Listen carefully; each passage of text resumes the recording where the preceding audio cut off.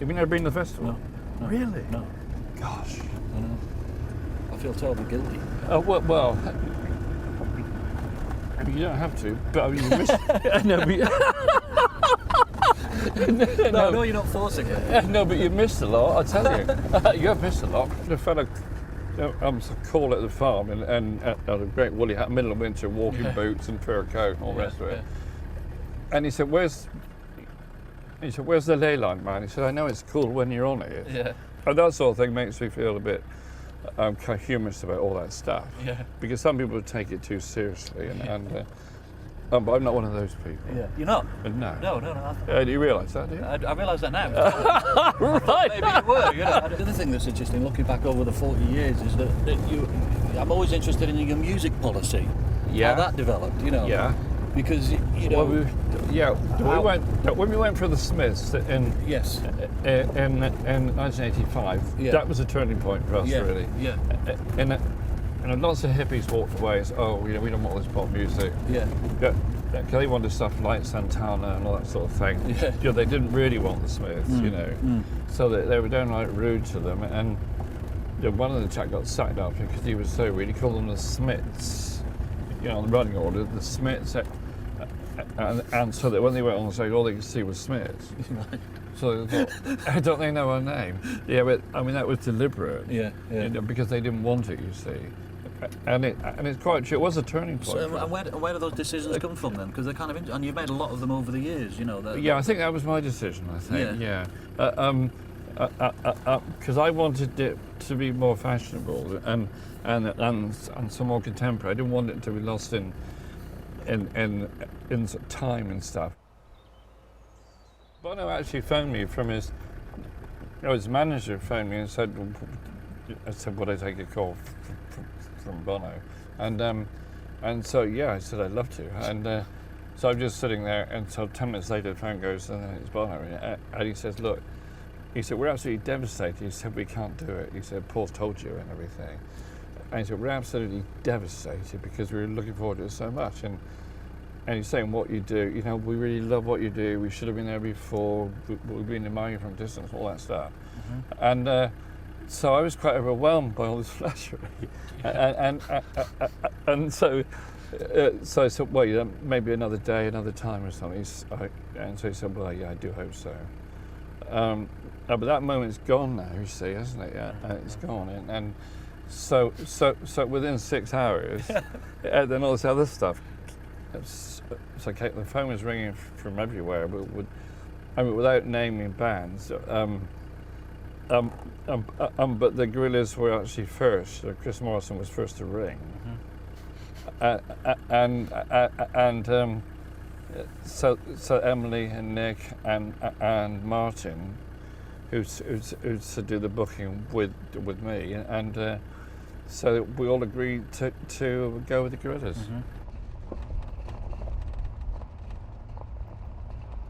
Took the Guardian journalist down into Goose Hall when having lunch one day when all the crew were there in the 80s.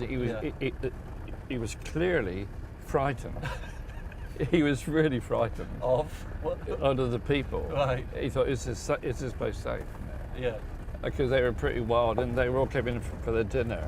Yeah. And they were working out on the site, you know, rubbish picking and stuff, or whatever they were doing. Yeah. And he was so frightened. And also, when the city kids used to get in without paying, and half of them used to pay and half of them didn't, you see, which is a kind of Robin Hood idea, isn't it? And so the rich pay for the poor, and that worked quite well too for a while. And so the kids were earning money, used to hop over the fence or go through the fence, or actually on one occasion I actually took the fence down to let people in. There were more people outside, and so I thought, I'll just take the fence down then. Yeah. So we let them all in at 2 o'clock in the morning, and the council never really knew it. Well, they might have done, but it wasn't a public thing. And so we let them all in at 2 in the morning. I took great sections out, you know, and so I went down there with a digger and we lifted up these pieces of metal in the middle of the night, and so they all flooded in. And so that those are the people, in a way, that added a little bit of sort of spirit, a kind of sort of spunky spirit that they had about them, because they were quite animated and they weren't sort of covered up with being rich or being important or anything. You know what I mean? They were free spirit people. Because of the problems in the year 2000, there were too many people, because there were so many free ones and so many paid ones, which worked for me quite nicely. And it was a nice mix of society and everything, but it didn't work from the safety point of view. And so the police, they said, look, Michael, this is enough of this. This is really dangerous now. So you've got to stop people getting in. So that was when I phoned Melvin Benn from Mean Fiddler. And something fundamentally changed at that point. Right. I mean, the farm's lovely and we're improving things all the time. I haven't got any money. And my old job's 1.2 million at the moment. So I haven't, so if anything goes wrong, you know, where do I go? I've got nowhere to go, really. And what could go wrong? It could not happen. Right. So if one doesn't happen, you've got nothing banked up. Yeah, we've got nothing banked up. No, we got 10 million losses. Where do I get that from? Where do I go for that money? You know, I mean, that's the risk. And so the huge risk. But I do quite like the idea of being on the edge, actually. And I've always done that all the way through, haven't I? Right in the early days, when 1981, you know, when I couldn't get the money from the bank, they said, no, this is too risky. But I mean, they were absolutely spot on, they were so right, because it is risky.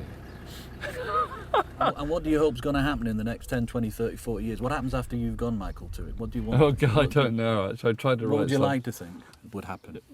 What I want the children to do is to keep this, so that this will go for another 100 years, I hope. I mean, that's what I'm hoping. Ever been any temptations to turn it into a kind of brand that, that people approaching you all the time? No, you couldn't do that, could you? No. No, that, that wouldn't work. And this place is not for sale. Never. No, it'll never be sold. Even the children can't sell it either, thank God.